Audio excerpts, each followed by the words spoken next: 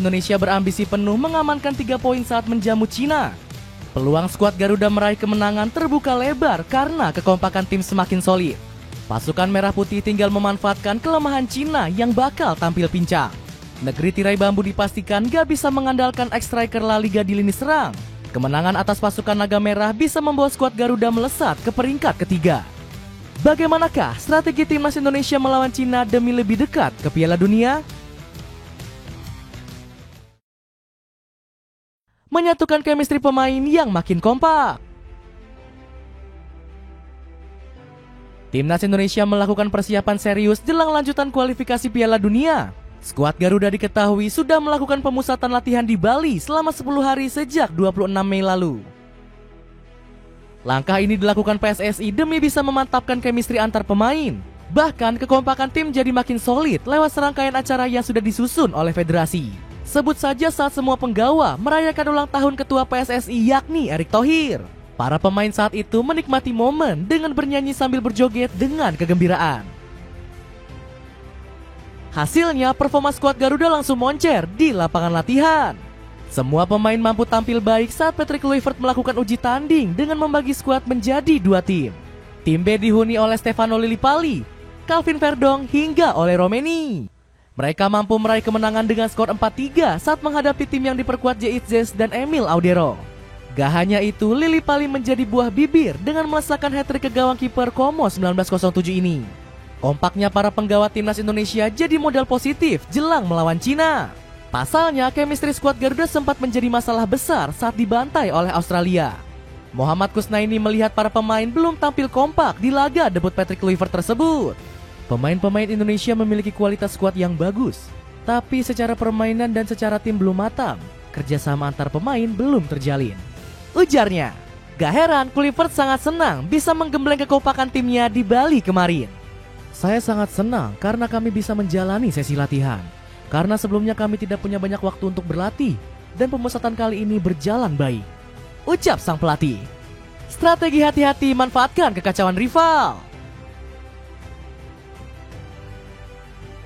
Berbeda dengan skuad Garuda, timnas Cina justru tengah dilanda segudang masalah. Pasukan naga dipenuhi tekanan saat akan bertandang ke stadion utama Gelora Bung Karno. Alasannya karena nasib Tiongkok bakal ditentukan saat melawan pasukan Merah Putih. Jika gagal menang, tim besutan Branko Ivankovic dipastikan gugur dari kualifikasi Piala Dunia. Penampilan Cina di 2 laga terakhir juga bikin para pendukungnya marah besar. Pasukan naga gagal meraih poin saat melawan Arab Saudi usai tumbang 1-0. Bukannya bangkit, Cina malah dibantai 3 gol tanpa balas saat menjamu Australia di kandang. Performa memalukan ini bikin 70.000 fans negeri tirai bambu kecewa sampai menangis sedih. Mereka marah karena Ivankovic gagal menepati janji manis akan mengalahkan Australia. Australia adalah tim yang kuat, tapi kami akan berjuang sebaik-baiknya di hadapan seluruh pendukung. Kami akan memperjuangkan setiap poin. Ujar Ivankovic. Ketegangan serupa juga dirasakan oleh bek veteran pasukan naga yakni Lilley. Pemain 33 tahun ini mengaku stres menyambut laga hidup mati kontra timnas Indonesia. Sampai-sampai Ivankovic harus turun tangan untuk memperbaiki mental para anak asuhnya. Ada ketegangan di setiap laga, terutama sekarang tinggal 2 pertandingan lagi. Jika kami kalah dalam pertandingan tandang ini, kami akan tersingkir.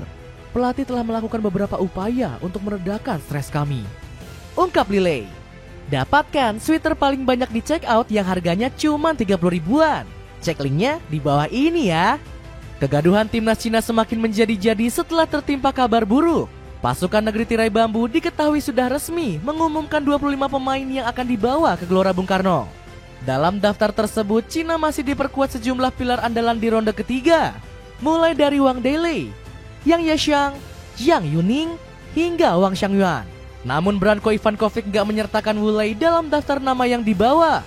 Pemain 33 tahun ini terpaksa harus disisihkan karena menderita cedera otot kambuhan. Padahal Wu Lei merupakan sosok sentral di lini penyerangan skuad Tiongkok. Mantan pemain Espanyol ini sudah melesakkan 36 gol dari 99 pertandingan yang dimainkan. Ketajaman lini serang Cina makin diragukan setelah Liu Rovan batal dibawa ke Jakarta. Winger asal Shanghai Port ini kembali gagal debut akibat tiba-tiba menderita cedera otot. Bermain di tim nasional adalah salah satu pembuktian saya, itu selalu menjadi impian. Sayangnya saya masih cedera dan tidak bisa mendampingi mereka. Ujar Rovan. Meski begitu, skuad Garuda nggak boleh lengah dengan 25 pemain yang dibawa Ivan Kovic. Pasukan negeri Panda masih bisa mengandalkan 3 pemain naturalisasi. Sebut saja Jiang Guangcai, Yang Mingyang, hingga Serginho akan menjadi senjata Cina. Yang Mingyang menjadi salah satu yang harus diperhatikan secara serius oleh skuad Garuda. Sebab pemain 29 tahun ini memiliki pengalaman mentereng karena sempat bermain di Eropa. Selain itu, Mingyang diketahui sempat bermain di timnas Swiss kelompok umur. Pengalaman di benua biru bikin gelandang Sidi Ronceng ini gak gentar bermain di hadapan publik GBK. Pemain Eropa tentu punya keunggulan dalam ritme dan konfrontasi. Tetapi mereka tidak sering bermain bersama dan cuaca Indonesia jauh lebih panas, kata Mingyang.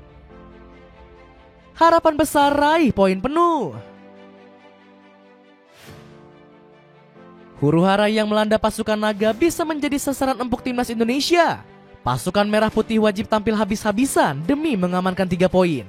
Dengan begitu, harapan anak asuh Patrick Kluivert ke Piala Dunia bakal tetap terjaga. Pasalnya, skuad Garuda bakal memanjat ke peringkat ketiga dengan koleksi 12 angka. Syaratnya, Arab Saudi menderita kekalahan di laga lain menghadapi Bahrain. Hasil ini mungkin terwujud mengingat The Green Falcons punya rekor buruk menghadapi sang tetangga. Dari 6 pertemuan terakhir, negeri minyak cuma mampu meraih 1 kemenangan.